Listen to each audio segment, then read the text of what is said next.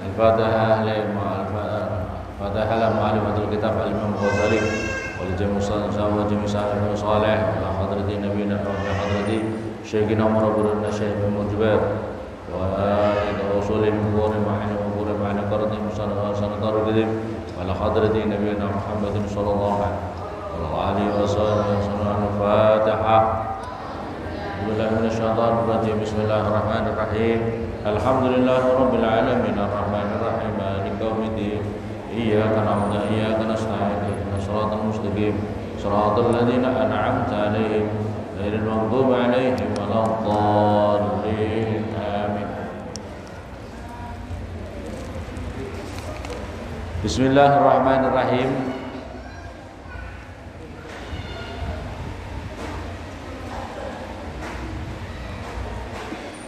Faman ajaba syahwatahu, aman maka barang siapa ajaba memenuhi, ajaba itu memenuhi syahwatahu pada syahwat nyaman, bihi di dalam di dalam tahaddus, di dalam suka berbicara ini, fahuwa maka utawi man min abnaid dunya, maka orang itu daripada anak-anak dunia.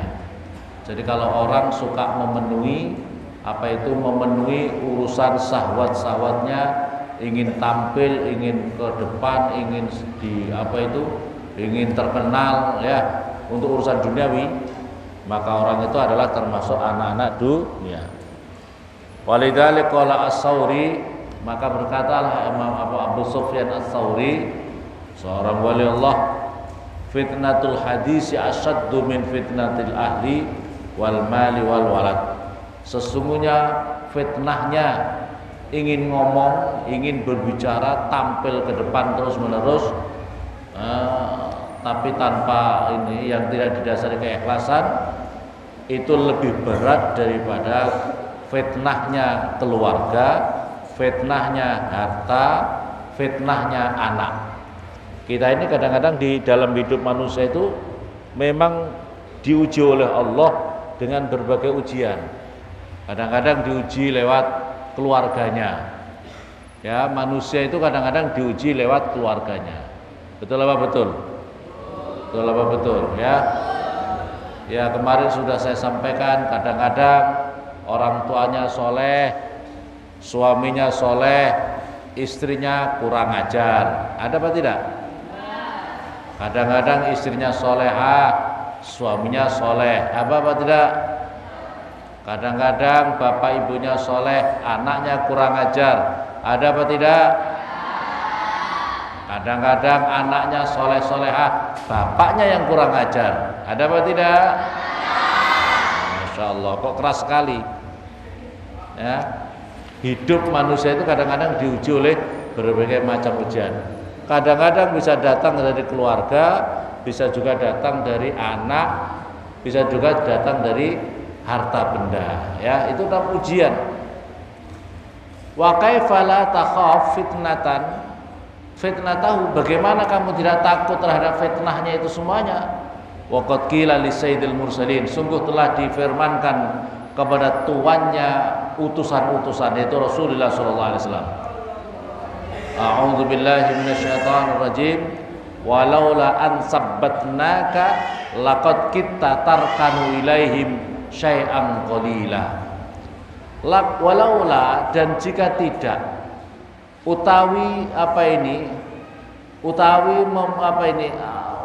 yento memastikan, menetapkan siapa Allah, menetapkan siapa kami Allah kepada kamu. Ini firman Allah ini. Andaikan tidak, agar supaya kami Allah mengekohkan, menetapkan kamu wahai Muhammad. Jadi Rasulullah itu diberi sabat, diberi kekuatan, imannya itu kokoh, keimanannya kokoh ya. Andaikan tidak karena kami memberikan kekuatan, kekokohan kepada dirimu ya Muhammad, laqad kitta tarkanu ilaihim syai'an qalila, maka demi sungguh kamu akan condong kepada mereka, orang-orang kufar, orang-orang yang menjadi pemburu hawa nafsu, orang-orang sesat, apa itu syai'an qalila, ilaihim syai'an qalila, pada sesuatu yang sangat sedikit. Jadi Rasulullah itu diberikan sabat oleh Allah. Rasulullah itu diberikan kekokohan oleh Allah di dalam memperjuangkan, menegakkan menyebarkan risalah kenabiannya, perintah dari Allah SWT. Andai kan tidak diberi sabat, bisa-bisa Rasulullah juga bisa akan condong kepada perbuatan-perbuatan mereka, orang-orang kafir, orang-orang yang berburu terhadap hawa nafsu. Maka oleh karena itu kita ini semoga selalu berdoa sama Allah supaya kita diberi sabat, kokoh, diberikan tetap iman kita, tetap garis perjuangan kita, garis semangat perjuangan kita untuk mengabdi kepada jalan Allah. Itu kita minta sabat oleh Allah, minta supaya kita diberi kekokohan, istiqomah. Sebab banyak orang yang tidak istiqomah. Kadang-kadang santri tidak istiqomah. Santri mungkin di pondok bisa sampai 1-2 tahun di pondok. Tapi yang paling berat ketika dia sudah keluar jadi santri. Artinya dia sudah pulang dari santri, dari pesantren, untuk tetap memperjuangkan dirinya yang ahlul ilmu untuk khidmat di tengah masyarakat, itu menjadi berat. Betul. Untuk istiqomah. Karena apa? Kanan kirinya orang berburu memperturutkan hawa nafsu. Kanan kirinya orang berburu memperturutkan hawa nafsu. Kanan kirinya berburu dunia. Kanan kirinya berburu dalam kemaksiatan. Yang tetap istiqomah sebagai santri yang terus-menerus ila yaumil qiyamah, itu menjadi berat. Betul apa betul? Yang menjadi sahabat tetap di tengah masyarakat untuk tetap istiqomah, itu yang menjadi berat. Maka oleh karena itu minta sama Allah, ini Al-Qur'an ini. Jadi walaula an sabbatnaka laqad kita tarkanu ilaihim syai'an qalila. Ya, paham? Wa qala Sahal rahimahullah taala, al-ilmu kulluhu dunya. Kata Syekh Sahal, al-ilmu utawi ilmu, kulluha ya semuanya ilmu itu dunia. Itu perkara dunia. Wal akhirah minhu. Wal akhirah dan utawi akhirat minhu itu daripada ilmu itu. Wal akhirah itu ya daripada ilmu. Kalau kita ingin menggapai akhirat, kemuliaan akhirat harus dengan ilmu. Dunia itu ilmu, akhirat itu harus dengan ilmu. Wal amal kulluhu haba. Ketahuilah seluruh amal perbuatan kita itu haba, seperti debu. Amalan-amalan kita itu akan seperti debu. Amalan kita boleh banyak, tapi bisa seperti debu yang tidak ada artinya. Debu itu ada artinya apa tidak? Debu itu ada artinya apa tidak? Debu itu kayak tidak ada manfaatnya, ya. Debu itu hanya bikin kabut, hanya bikin kabur, bahkan hanya bikin kelilit mata saja. Kalau ada orang lewat naik motor, kalau tidak pakai helm bisa terkena debu, hanya mengganggu perjalanan. Betul apa betul? Itu debu. Amal kita bisa seperti debu yang tidak ada manfaatnya itu tadi, hanya bikin mengaco, hanya bikin ngerepoti jalan. Itu debu. Debu bisa ditanami singkong apa tidak? Debu bisa kita tanam padi apa tidak? Debu bisa menghasilkan tanaman-tanaman apa tidak? Karena dia terhambur terus ke sana kemari. Beda kalau jadi tanah. Kalau jadi tanah sekalian. Jangan jadi debu. Ya, kalau tanah sekalian bisa ditanami, bisa ada manfaatnya. Tapi kalau debu malah malah ngerepoti. Betul apa betul? Amal kita itu seperti debu, illal ikhlas, kecuali amal kita kalau didasari ikhlas. Paham? Waqala dan berkata Syekh Sahal, annas kulluhum mauta. Ketahuilah seluruh manusia itu akan mati. Betul apa betul? Illal ulama, kecuali orang-orang alim, kecuali orang-orang ilmu. Jadi diterangkan ini semua manusia mati kecuali ulama. kecuali artinya apa? Kehidupan para ulama itu tetap hidup. Paham apa paham? Kalau orang tidak punya ilmu, mati gitu saja. Mati jadi bangkai. Mati jadi bangkai. Tidak ada manfaatnya. Terus wujudnya dia itu apa manfaatnya? Ini istimewanya ilmu. Perhatikan, anak-anak santri, perhatikan ya. Kalau orang bodoh tidak mengamalkan apa itu, tidak ada manfaatnya, mati sudah terputus gitu saja. Begitu mati sudah terputus, apa manfaat dirinya? Tapi dikatakan ulama itu kecuali mati, semua orang mati kecuali ulama. Maksudnya apa? Ulama yang mengamalkan ilmunya. Ulama yang mengamalkan Suatu contoh sekarang ini, kita belajar sama kitab. Kitab apa namanya ini? Kitab apa namanya? Yang menyusun ini sudah mati apa belum? Yang menyusun ini sudah mati apa belum? Sudah wafat Imam Ghazali, tapi ilmunya terus mengalir, terus bisa manfaat, terus bisa menjadikan sebab untuk kita belajar ilmu agama. Ini kita. Kalau orang alim itu, ya, kalau orang alim walaupun sudah wafat, muridnya terus menerus sampai yaumil qiyamah. Sekarang kita belajar ini. Saya belajar sama guru saya, sama Kiai Maimun Zubair. Kiai Maimun sudah wafat apa belum? Sudah wafat, tapi murid-muridnya manfaat di mana saja. Murid-muridnya punya murid-murid, murid-muridnya punya murid. Walaupun sudah wafat, terus dikenang ilmunya, masih terus mengalir sampai hari kiamat. Amin Allahumma. Ini bedanya orang alim, sama orang bodoh. Orang bodoh mati sudah selesai gitu saja, urusan sudah selesai semua urusan. Tapi kalau orang alim, ilmunya terus menerus mengalir, ilmunya terus hidup. Amin Allahumma. Apalagi pentingnya orang belajar ilmu agama. Oleh karena itu kemarin tadi malam ya, kita mendengar dari seorang kiai yang dari Jember, di mana Kota Rejagren. Keistimewaannya orang belajar ilmu sampai tidak harus jadi ngalim, lagi belajar di pondok saja itu sudah istimewa.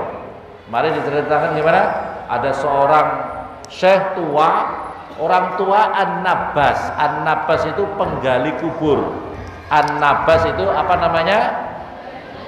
Penggali kubur. Penggali kubur, dia itu bertapa 40-an tahun lebih, pingsan 2 kali dalam memasukkan orang di liang kubur. Pingsan berapa kali? 2 kali. Yang pertama ada anak-anak meninggal dunia, masih balita seperti kalian, umur kalian, umur pondok. Begitu meninggal dunia, dikasih masuk di kuburan, masukkan di liang lahat, langsung dia pingsan. Ditanya, dia pingsan, terus diangkat orang ke atas, dimasukkan orang lain. Terus beberapa tahun kemudian meninggal lagi. Ternyata itu kakaknya yang meninggal dulu adiknya, sekarang kakaknya yang meninggal. Dikasih masuk liang lahat, pingsan lagi. Terus akhirnya bertanya sama ibunya, "Bu, saya mau tanya, ibu punya anak yang pertama dan kedua itu apa amalnya?" "Punya amal apa ibu?" "Memangnya ada apa nak? Memangnya ada apa?" "Enggak, saya mau tanya dulu, apa itu amalnya apa? Putra-putranya ibu itu apa amalnya?" Yang pertama bercerita, "Nah, anak saya yang pertama yang meninggal itu sedang nyantri. Dia itu di pondok pesantren. Dia itu sakit kemudian meninggal dunia." Terus yang satunya kakaknya itu apa kerjanya? Apa mondok juga? "Tidak nak, kakaknya itu tidak mondok, cuma kakaknya itu pencari kayu bakar. Kami ini seorang janda, yang cari kerja itu kakaknya, yang cari makan untuk kami dan adiknya kakaknya itu mencari kayu bakar, dijual di pasar. Dari situ untuk mengongkosi kami dan mengongkosi adiknya yang sedang mondok. Itu yang meninggal dunia." Dia baru cerita, "Ibu, saya 2 kali menguburkan orang, sudah lebih 40 tahun. 2 kali saya pingsan ibu. Kenapa? Saya melihat begitu saya masukkan di liang lahat, itu saya melihat kayak saya masuk kepada dimensi lain. Para malaikat itu menyambut jenazahnya putranya ibu yang pertama dan kedua, dan saya melihat luar biasa keindahan di alam barzakh yang sangat luasnya, luar biasa, berbagai macam bangunan dan berbagai macam tanaman-tanaman yang indah seperti taman-taman surga. Sebab mati kita itu, ya, kuburan kita itu bisa menjadi raudhah min riyadil jannah, taman dari taman-taman surga. Bisa juga kuburan kita ini menjadi khufratan min khufarin nar, daripada jurang-jurangnya api neraka. Na'udzubillah summa na'udzu. Maka bapak itu begitu sudah mengetahui keadaan anak itu tadi yang sedang belajar dan mendukung terhadap adiknya yang sedang belajar, maka kemudian dia, kalau gitu saya mau mati dalam keadaan belajar. Ini orang tua umurnya 50 tahun lebih, masuk pondok pesantren. Ya, berarti dia sudah mempersiapkan diri, yang namanya orang tua mondok belajar ngaji di pondok pesantren. Ini Masya Allah keistimewaannya orang-orang yang mau tetap belajar ilmu agama. Maka oleh karena itu kalau kami di Pondok Sarang itu ada semboyan, kami ini santri, saya itu santri. Maka ada kaos-kaos yang di Pondok Sarang itu, maziltu tholiban, saya selama-lamanya santri. Mazil itu orang lepas-lepas, kami ini pelajar. Jadi kami ini alumni Pondok Sarang itu punya semboyan, saya itu tetap santri walaupun kami berada di mana saja. Walaupun kiai saya sudah wafat, kami ini tetap santrinya Kiai Maimun. Amin Allahumma. Itu semboyannya santri, semboyan santri. Jangan sampai kemudian begitu pulang dari pesantren sudah merasa bahwa dirinya sudah lepas daripada hubungan santri dan pondok pesantren, lepas hubungan santri dan kiainya. Naudzubillah summa naudzubillah. Itu mental santri tempe. Paham? Mentalnya santri tempe. Namanya tempe, dibiarkan 1-2 hari busuk. Betul apa betul? Berarti kalau gitu ada santri busuk apa tidak? Kalau begitu ada santri busuk apa tidak? Santri yang tidak mau mengaitkan dirinya dengan guru-gurunya, tidak mau mengaitkan dengan pondok pesantrennya. Itu santri tempe. Na'udzubillah summa na'udzubillah. Ya Allah, itu keistimewaannya orang mondok. Bahkan saya pernah membaca di kitab diterangkan, ada seorang wali Allah mimpi. Ada seorang wali Allah mimpi, begitu mimpi apa yang terjadi? Begitu mimpi melihat alam kubur. Ada orang tua yang terus-menerus disiksa di alam kubur. Ada orang tua yang terus-menerus disiksa di alam kubur. Ditanya, ya Syekh, orang tua, Masya Allah ini orang disiksa terus-menerus dalam kubur. Dilihatkan oleh malaikat, ternyata dosanya banyak. Orang tua dosanya banyak. Tapi beberapa tahun kemudian Syekh tadi, seorang wali tadi mimpi, ternyata orang tua yang dulu disiksa oleh malaikat sudah dilepaskan semua siksaannya. Terus ditanya, orang tua, dulu kamu kan disiksa sama malaikat. Betul ya Syekh, saya disiksa terus-menerus. Bagaimana kamu diangkat siksanya dari Allah? Bagaimana kamu diampuni oleh Allah? Ya Syekh, saya mau menyampaikan, saya diangkat siksaan saya ini karena apa? Saya ketika mati, saya meninggal dunia, istri saya hamil. Istri saya sedang hamil. Kemudian setelah istri saya itu meninggal, maka anak saya yang kecil, besar, kemudian saatnya mondok. Katakanlah kalau saatnya mondok itu berarti umur-umur setelah tamat SD. Tamat SD, taruh di pondok pesantren. Begitu dia ngaji di depannya guru, Bismillahirrahmanirrahim, dia ikut Bismillahirrahmanirrahim. Pada saat pertama kali dia ucapkan Bismillah, yang menghadap dengan guru, yang jadi pondok pesantren itu, Allah perintah malaikat, wahai malaikat, semuanya dosa-dosanya orang tua ampuni, karena anaknya sedang belajar di pondok pesantren, sedang ngaji. Syafaat anak yang di pondok itu, lepaskan semuanya dosa-dosanya tanpa didoakan oleh anak. tanpa didoakan, karena anaknya ngaji saja langsung diampuni dosa-dosanya oleh Allah Subhanahu. Maka rugi, sekali lagi maka menjadi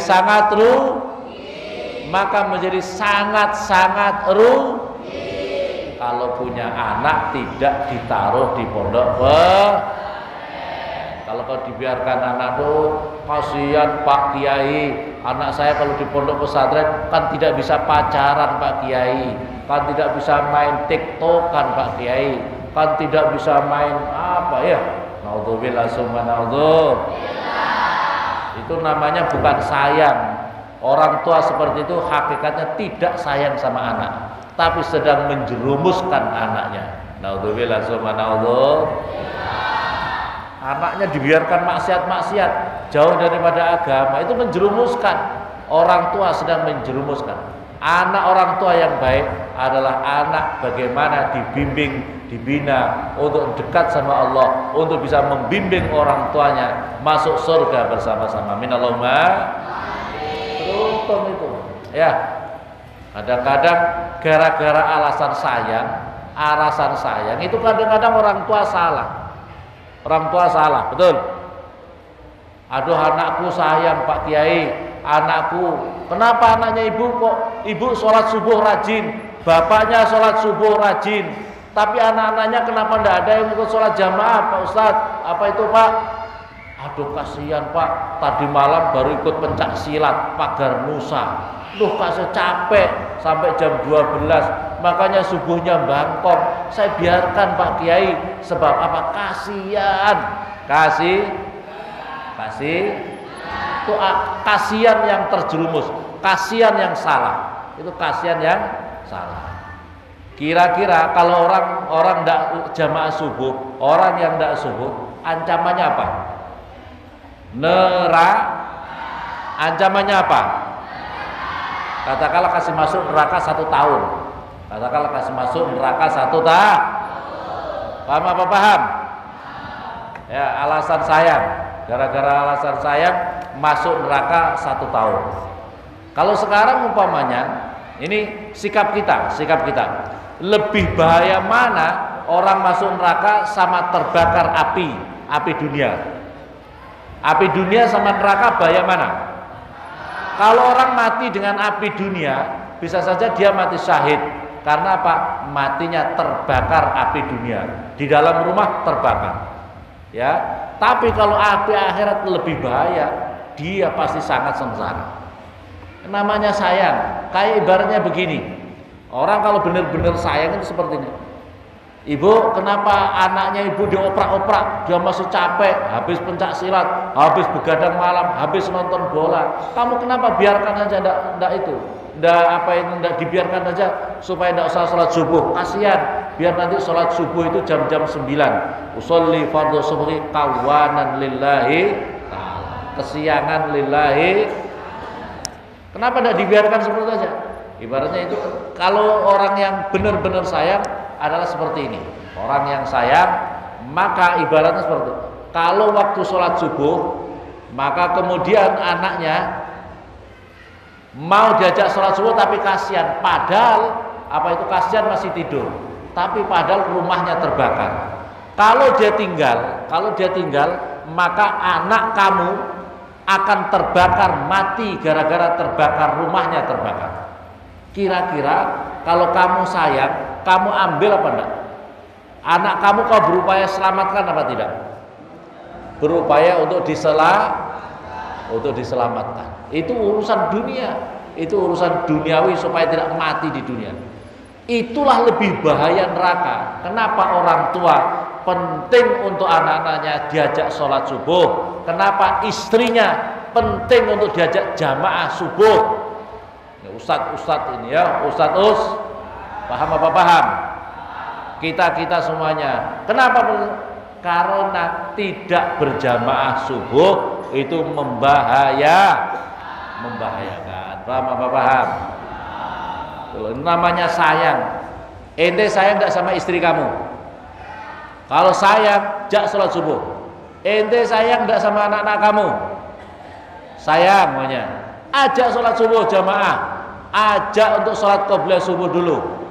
Ini sayang enggak sama ya.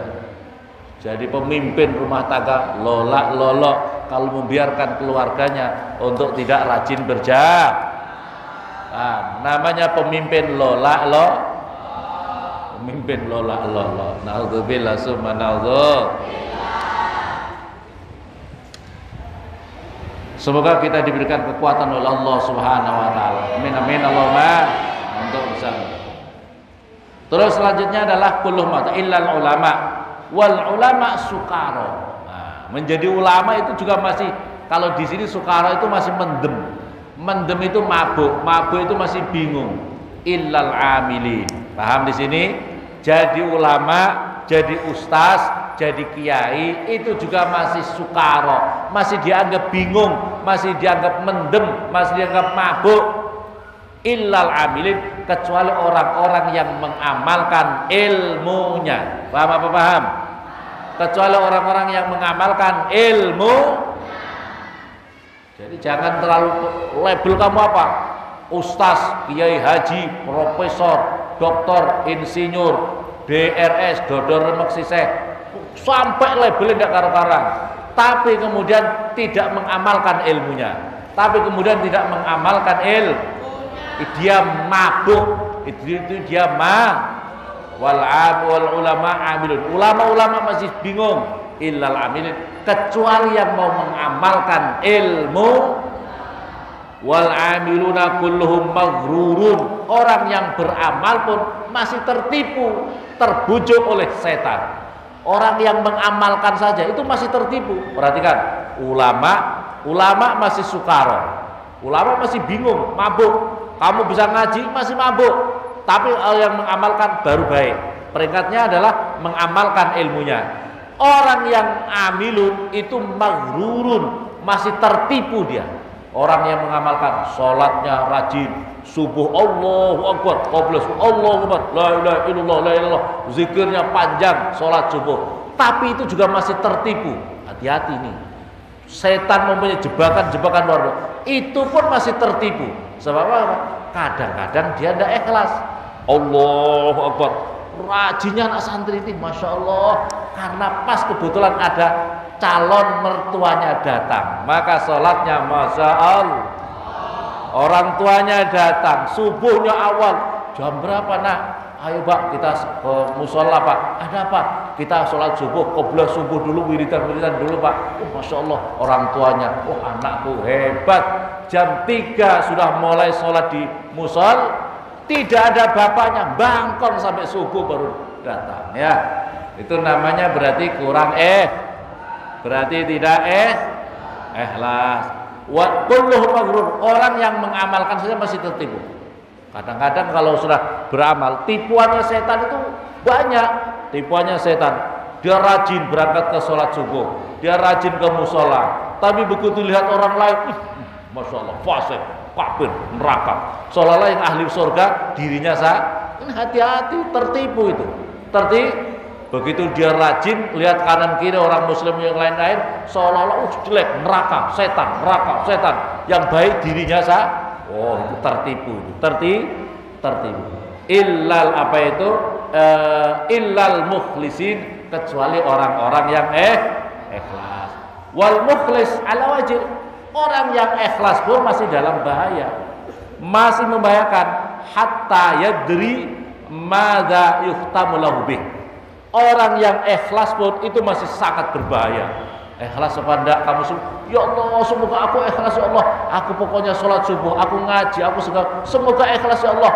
Ikhlas pun masih sangat berbahaya, kecuali dirinya mati husnul khotimah. Kecuali dirinya mati dalam husnul khotimah, baru ini namanya sukses.